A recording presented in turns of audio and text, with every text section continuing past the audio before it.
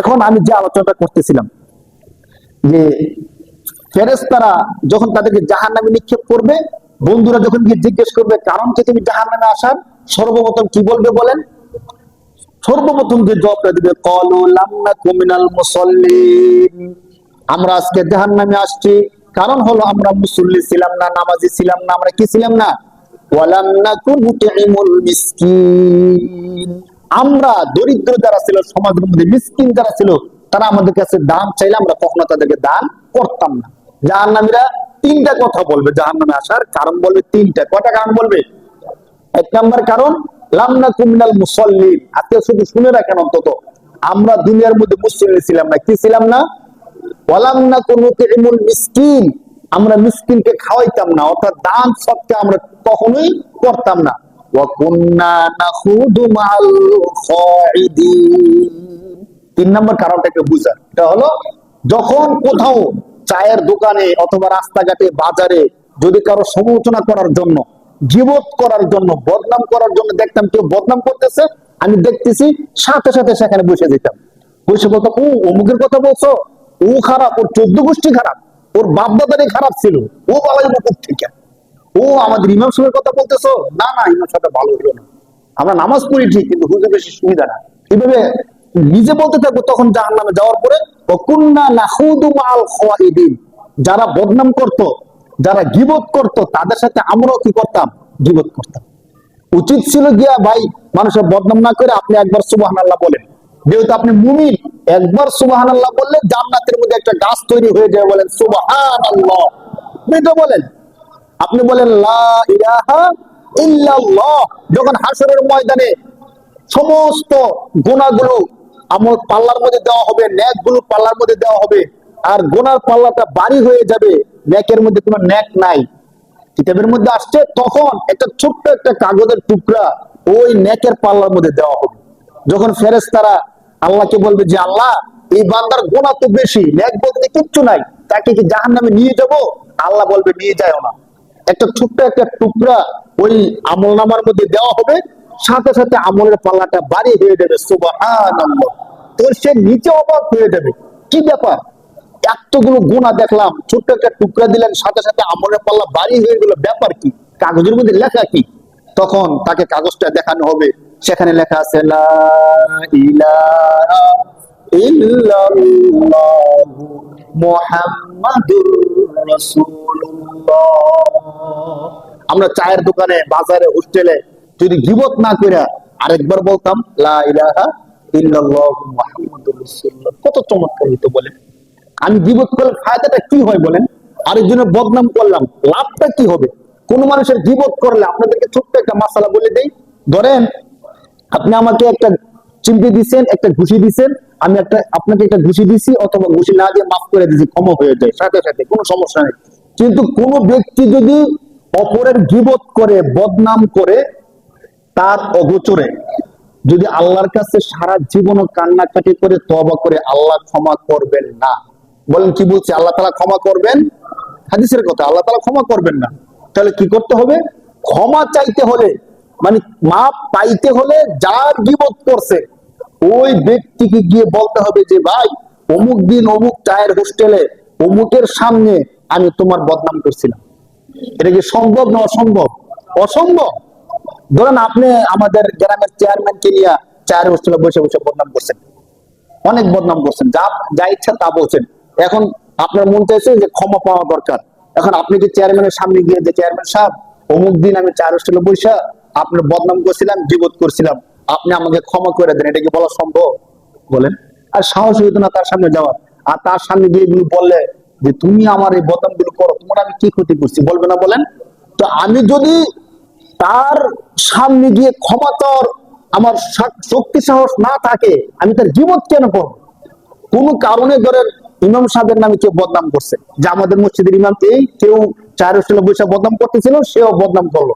এখন আপনি বলেন, পরের সপ্তাহে হুজুরের কাছে এসে বলা সম্ভব যে হুজুর চায়ের হোস্টেলের সবাই আপনাকে নিয়ে বদনাম করতেছিল, সুযোগ পাইয়া আমিও আপনার নামে একটা বদনাম করে দিচ্ছি, এখন আমার মাফ করে দেন? এটা কি বলা সম্ভব?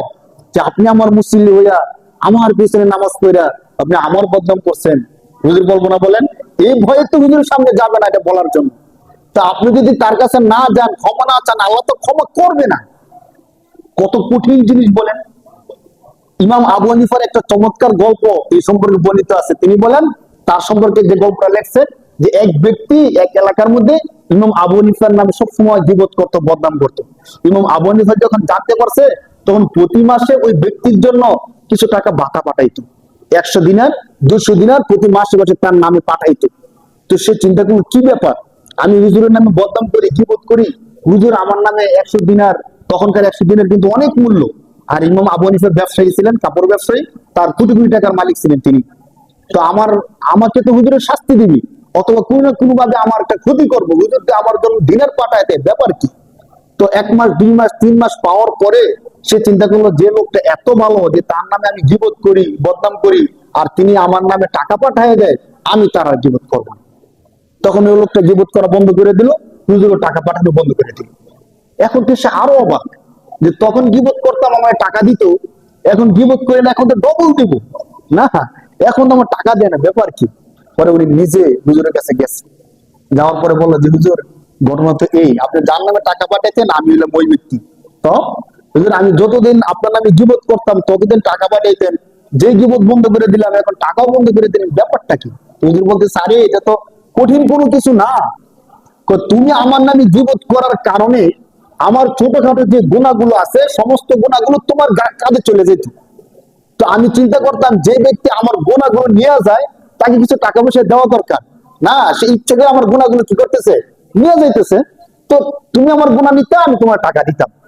এখন তুমি যুবক বন্ধ করে দিচ্ছ, আমার গুণাগুলো তুমি নাও না, আমি তোমাকে টাকা দেবো কেন? সে তো অবাক। সুবহানাল্লাহ, সুবহানাল্লাহ। আমরা কি চিন্তা করতেছি, চায়ের দোকানে, বাজারে, হোস্টেলে বসে আমি যার কিবোধ করতেছি, আমার নিজের অজান্তে তার সমস্ত গুণাগুলো আমার কাঁধে নিয়ে যেতেছে, বলেন নাউজুবিল্লাহ। যদি আমরা একটু ভাবতাম, বুঝতাম, দেশে ধরেন, আপনারা বলবেন কি, হুজুর সে তো অপরাধ করছে, খারাপ কাজ করছে, এই জন্য তো আমরা তার গীবত করি। এখন আরেকটু ভাবেন তাহলে, সে ব্যক্তি ধরেন জিনাই করলো, কথার কথা জিনা করছে, অথবা সুদে টাকা লাগাইছে, অথবা ব্যভিচার করছে, কোন একটা বড় মারাত্মক অপরাধ করছে, আর আপনি হোটেলে বসে বসে এগুলো বলতেছেন। এখন সে জিনা করছে, যে সুদ খেয়েছে, সে তো কিছু না কিছু পাইছে, পাইছে না বলেন?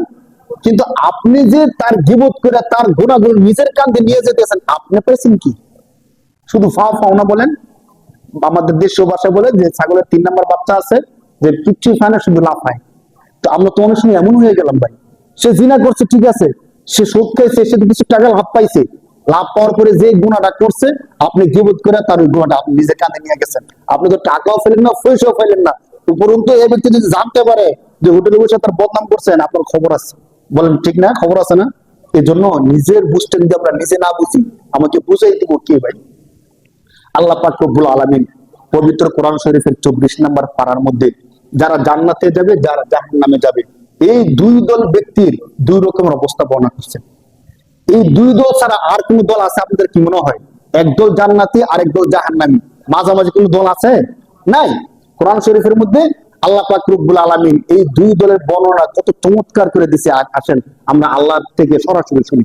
আল্লাহ বলেন, وسيق الذين كفروا إلى جهنم زمرا حتى إذا جاءوها فتحت أبوابها وقال لهم خزنتها ألم يأتكم رسل منكم يتلون عليكم آيات ربكم وينذرونكم لقاء يومكم هذا।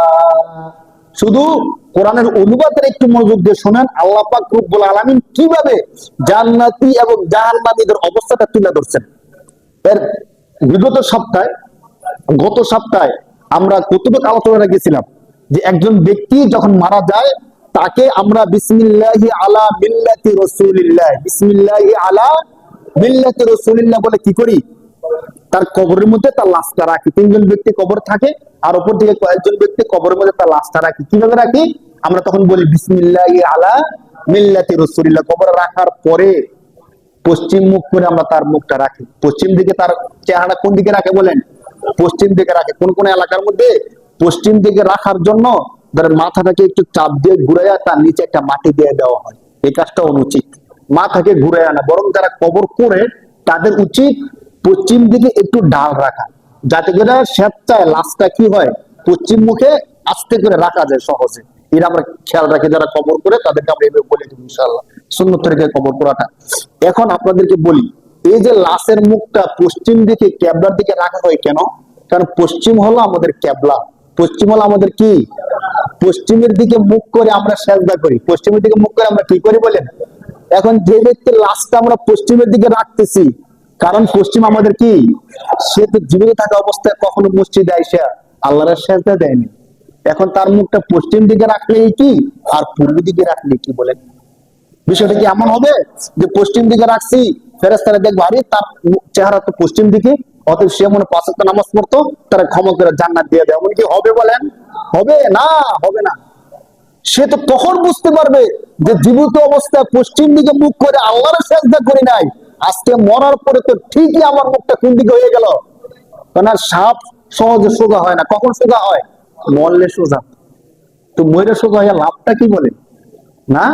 এই জন্য আমাদের খেয়াল করে দেখেন, প্রতিটি কাজ আমি মরার যতগুলো কথা বলছি, জানাজার নামাজ, সুন্নত, নিয়ম, সব ক্ষেত্রে ইসলামের এই বিষয়গুলো মানা হইতেছে, কিন্তু জীবিত থাকা অবস্থা আমি কি করলাম না, মানলাম না। যখন তাকে লাশটা রাখি, মাটি দেই, মাটি দেওয়ার সময় আমরা কি বলি? মিনহা খলাকনাকুম ওয়া ফিহা নুঈদুকুম ওয়া মিনহা নুখরিজুকুম তারাতান উখরা। যে এই মাটি থেকে আমাকে সৃষ্টি করা হয়েছে, এই মাটির মধ্যে আমাকে রাখা হয়েছে, এই মাটি থেকে হাসরের ময়দানে আমাকে আবার উঠানো হবে। এই কথাটা বললে আমরা তাকে মাটির মধ্যে রেখে আসি। কিন্তু আমি যে বিষয়টা আপনাদেরকে বোঝানোর চেষ্টা করছি সেটা হলো, এই যে আমরা সাদা কাপড় দিয়ে বেঁধে তাকে মাটির মধ্যে রেখে আসলাম, কার কাছে রেখে আসলাম? আল্লাহর কাছে। কার কাছে রেখে আসি বলেন? সবাই একটু খেয়াল করেন, আমরা এই লাশটা মাটির মধ্যে রেখে আসছি, মানে কার কাছে রেখে আসছি? আল্লাহর কাছে রেখে আসছি। আল্লাহ যতগুলো কাজ করেন সবগুলো কাজ সাধারণত ফেরেশতাদেরকে দিয়ে করান। কাদেরকে দিয়ে করান? ফেরেশতাদেরকে দিয়ে করান। তা আমরা আল্লাহর কাছে রেখে আসছি, ফেরেশতাদের কাছে রেখে আসছি। এমন আল্লাহর কাছে রেখে আসছি, দুনিয়ায় থাকতে সে আল্লাহকে চিনতো না, দুনিয়া থাকতে সে আল্লাহকে কি করতো না, চিনতো না। এখন আমরা অপরিচিত একজন ব্যক্তির হাতে তাকে রেখে আসছি। শুধু অপরিচিত না, অনেক ক্ষেত্রে আল্লাহ বলছে এক কথা, সে করছে আরেক কথা। যদি এমন হয় যে সে দুনিয়ার মধ্যে থাকাকালীন সময়ে নিয়ম কানুন বানাইতো, আইন বানাইতো, তো আল্লাহ একটা আইন দিছে, সে দুনিয়ার মধ্যে আইন বানাইছে আরেকটা। আল্লাহ বলছে একটা, সে বলছে আরেকটা। তাহলে আল্লাহর সাথে তার সুসম্পর্ক নাকি শত্রুতার সম্পর্ক? তাহলে আল্লাহর সাথে শত্রুতার সম্পর্ক নিয়ে কবরের মধ্যে তার অবস্থাটা কি হবে একটু চিন্তা করেন তো। সেখানে তার কেউ নাই, এখন আছে শুধু আল্লাহ। শুধু আছে কে? সে যখন আল্লাহর মুখামুখি হবে, সে যখন বুঝতে পারবে আল্লাহ আইন বানাইছে একটা, সংসদে বসে আমি বানাইছি আরেকটা, তখন উপায়টা কি হবে একটু ভাইবা দেখেন। যার কারণে এখন সে কবরের মধ্যে একাকি আছে, তো উপায়টা কি হবে? হাদিসের মধ্যে মিশকাত শরীফের একটা হাদিস আছে, শুধু এই হাদিসটা আপনাদের সামনে শোনাবো, আর পঠিত কোরআনের আয়াতটা আমি আপনাদেরকে অনুবাদ করে দিই। আল্লাহ পাক বলেন, ওয়াসিকাল্লাযীনা কাফারু ইলা জাহান্নামা যুমারা, যখন এই বান্দাদেরকে, যারা আল্লাহকে মানতো না, আল্লাহর কাজগুলো করতো না, তাদেরকে যখন জাহান্নামের দিকে নিয়ে যাওয়া হবে, ইলা জাহান্নামা যুমারা হাত্তা ইযা জাউহা ফুতিহাত আবওয়াবুহা। খেয়াল করেন, জাহান্নামে যাওয়ার সময় জাহান্নামে তাদেরকে ঠেলে টেনে হিসড়ে নিয়ে যাওয়া হচ্ছে, তখন জাহান্নামের ফেরেশতারা জাহান্নামের দরজা খুলে দিবে। জাহান্নামের দরজা খুলে দেওয়ার পরে তাদেরকে ধাক্কা দিয়ে জাহান্নামে ফেলে দিবে না, ফেলে দেওয়ার পূর্বে একটা কাজ করবে। وقال لهم خزنتها ألم يأتكم رسل منكم يتلون عليكم آيات ربكم। জাহান্নামের ফেরেশতারা তাদেরকে জাহান্নামে নিক্ষেপ করার পূর্বে তাদেরকে জিজ্ঞেস করবে, দাঁড়াও, এই যে আজকে তুমি জাহান্নামের মধ্যে প্রবেশ করবা, দুনিয়ায় তোমাদের কাছে কোন আলেম, কোন নবী তোমাদের কাছে এই কথাটা বলছে কি বলে নাই? বলেন, আমরা যদি খারাপ কাজ করি জাহান্নামে যেতে হবে, এই কথাটা আমাদেরকে কেউ বলছে নাকি বলে নাই? সেম প্রশ্নটা, খজানাতুহা মানে হলো জাহান্নামের দারোগা ফেরেশতা, যারা জাহান্নামের ফেরেশতা, তারা প্রশ্ন করবে, ওয়াকালা লাহুম খজানাতুহা আলাম ইয়াতিকুম রুসুলুম মিনকুম, তোমাদের কাছে কোনো রসুল আসে নাই? আল্লাহর পক্ষ থেকে প্রেরিত কোনো দূত আসে নাই? কেউ কি তোমাদেরকে কোরআন পড়ে পড়ে শোনায় নাই? দেখেন পড়বে আর যেতেছে, আলাম ইয়াতিকুম রাসূলুম মিনকুম ইয়াতলুনা আলাইকুম আয়াতি রাব্বিকুম, আল্লাহর আয়াতগুলো তোমাদেরকে কেউ পড়ে পড়ে শোনায় নাই? আমি আপনাদেরকে আয়াতগুলো পড়ে পড়ে শোনাইছি নাকি শোনাই নাই? সেম প্রশ্নটা করবে। যে ধরো হুজুর নিজে নিজে কথা বলে ভুল বলতে পারে, স্বাভাবিক, হুজুরও তো মানুষ না, তাহলে হুজুর কথা না বললে আল্লাহর আয়াতগুলো পড়ে পড়ে কি তোমাদেরকে শোনাই নাই? আলাম ইয়াতিকুম রাসূলুম মিনকুম ইয়াতলুনা আলাইকুম আয়াতি রাব্বিকুম ওয়া ইউনযিরুনাকুম লিকাআ ইয়াউমিকুম হাদা। আজকের দিনের এই সাক্ষাৎ সম্পর্কে কেউ তোমাদেরকে সতর্ক করে নাই? দেখেন আল্লাহ রাসূল সাল্লাল্লাহু আলাইহি ওয়াসাল্লাম বিদায় হজের ভাষণের মধ্যে সমস্ত সলক্ষ সাহাবীকে সম্বোধন করে বলছিলেন, এ সাহাবায়ে কেরাম, আমাকে আল্লাহ যে দিনের দায়িত্ব দিয়েছেন, কবর সত্য, জান্নাত সত্য, জাহান্নাম সত্য, নামাজ না পড়লে জাহান্নামে যেতে হবে, এই সকল বিষয় আমি কি তোমাদের কাছে বলতে পারছি বা আমি কি তোমাদের কাছে বলছি? আমার দিনের দাওয়াতটা কি আমি তোমাদের কাছে পৌঁছাইতে পারছি? আল্লাহ রাসূল সবার সামনে বলছে, আলা হাল বাল্লাগতু, আমি কি আমার দিনের দাওয়াতটা তোমাদের কাছে পৌঁছাতে পারছি? সমস্ত সাহাবা কেরাম বলছেন, ভালা ভালা, অবশ্যই আপনি পৌঁছাইতে পারছেন। তো নবী যে কথা বলার দরকার কি? নবী তো পৌঁছেছে, জানি, আল্লাহ দেখছেন। আল্লাহ রাসূল তিনবার এই কথা বলছেন, আল্লাহ হাল বাল্লাগতু, আমি কি আমার দিনের দাওয়াত পৌঁছাইতে পারছি? সবাই বলছে বালা, অবশ্যই পৌঁছাতে পারছেন। এই কথা এই জন্যই বলছেন, যখন জাহান্নামে যাওয়ার সময় ফেরেশতা জিজ্ঞেস করবে যে তোমাদের কাছে নবী আসে নাই, তোমাদেরকে দিনের দাওয়াত দেয় নাই, তখন যেন এই কথা না বলতে পারে যে না, পৌঁছায় নাই। এই সমস্ত সবগুলো পৌঁছানো হয়েছিল। ওয়ায়ুনযিরুনাকুম লিকাআ ইয়াউমিকুম হাদা, তোমাদের কাছে কি কেউ এসে এই আজকের ভয়ঙ্কর জাহান্নামের সতর্ক তোমাদেরকে কেউ করে নাই? তখন জাহান্নামীরা স্বীকার করবে, তারা কি বলবে?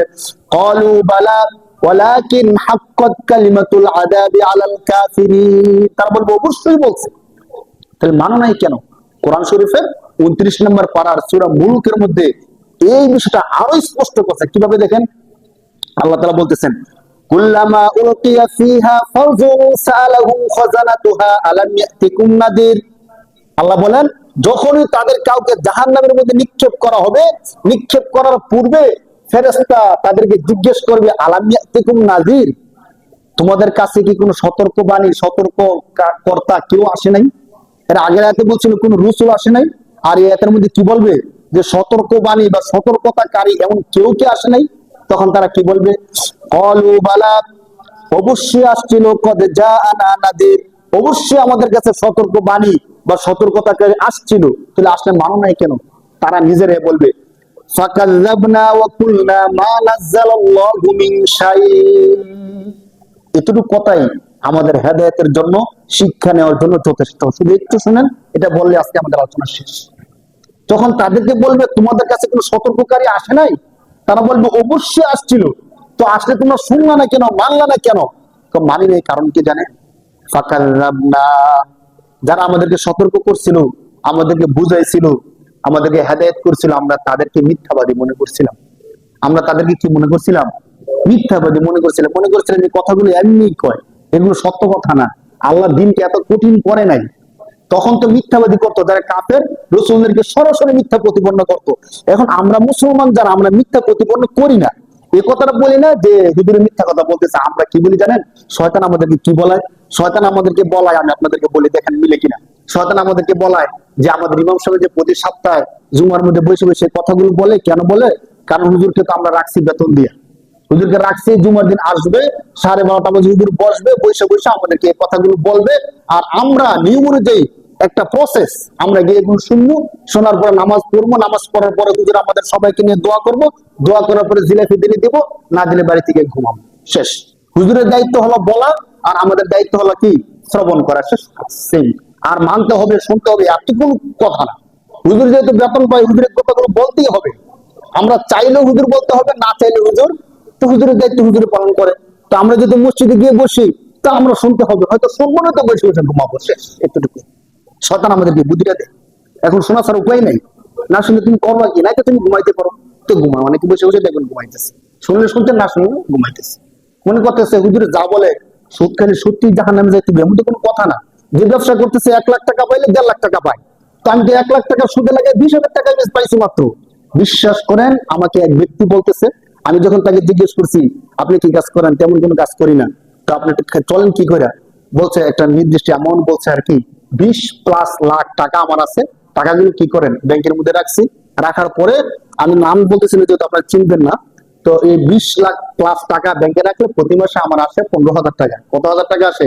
15,000 টাকা আসে। এই টাকাটা দিয়ে আমি আমার সংসার চালাই, আমি চলি। এটা কি হালাল টাকা না হারাম টাকা? শরীয়তের সূত্র অনুযায়ী এই টাকাটা 100% হারাম। কত পার্সেন্ট হারাম বলেন? 100% হারাম। সে বলতেছে, আমি বলছি এটা কি সুদ হয় না? সে বলছে হুজুর সুদ তো হইলো আদাফা মুদাফা, দ্বিগুণ বহুগুণ বেশি বাড়লে সুদ হয়। তো এটা তো পার্সেন্টেজ একদম নগণ্য, এর শতকরা অনেক কম আসে।